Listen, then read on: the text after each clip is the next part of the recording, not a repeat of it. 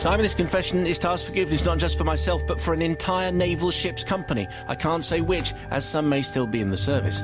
It was the early 1980s, and I was an engineer on one of Her Majesty's vessels, which at the time was visiting a port on the western coast of Europe. Most of the ship's company, me included, were ashore doing what sailors do best when off duty, relaxing and taking in the sights, with particular emphasis placed on the local hostelries.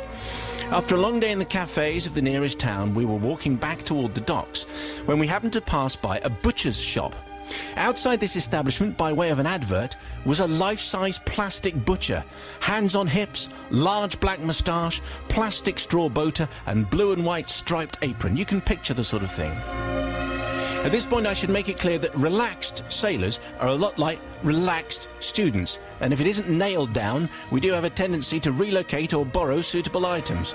This seemed a perfect opportunity for just such a venture, and so, without a further thought, I'm afraid, myself and 3 others, we'll call them Tom, Dick and Harry, scooped up the plastic butcher, and we were on our way back to the docks as fast as we could. We managed to get the butcher back on board the ship and down into the mess hall without being seen. They were really sharp-eyed lookouts there. Just as the others arrived back with a collection of tables, chairs and umbrellas which they had commandeered from outside a cafe. But what were we going to do with all this stuff?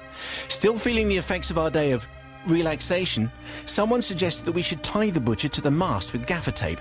And so in the middle of the night, with a few of the less relaxed crew on hand to help out, we did just that. Meanwhile, the others set the cafe furniture up on the helicopter pad at the rear of the ship. Our work was done, and we all retired to our messes and pits, satisfied with our handiwork. Early next morning, the ship left port and made its way out into the North Sea, with the butcher and the cafe furniture still firmly in place. And this is when it all started to go wrong. Our captain finally noticed the stowaway taped to his mast and the new cafe arrangement on his rear deck and went completely mad. Of course, no one owned up to the crimes, and the captain, having allocated suitable punishment, duly instructed us to get rid of all the evidence. So the butcher and the furniture were ejected directly into the North Sea without further delay. The furniture sunk with no problem, as did the umbrellas with their cement bases, but the butcher refused to oblige.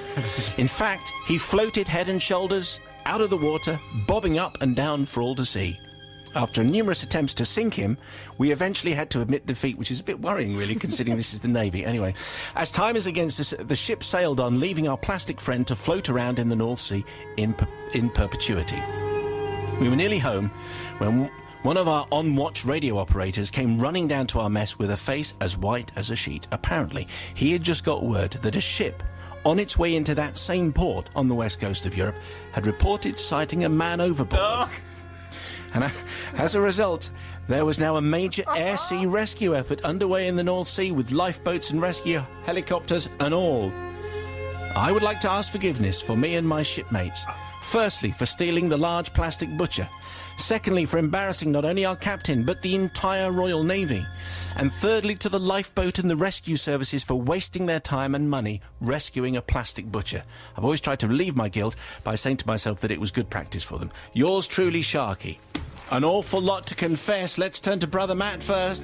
Matt. Sharky, definitely forgiven. I picture now the rescue team coming up against this plastic bloke saying, he's still managing to hold on to his sausages. Well done, sir. Oh, he's not real. Excellent, definitely forgiven. Mother Superior. Well, I actually would forgive him too, but the person I wouldn't forgive is the captain of the ship, who doesn't seem to have any kind of sense of humour as far as it. And if he hadn't thrown it all over the side of the ship, then none of this would have happened. But I think, personally, you are forgiven. Sister Pauline.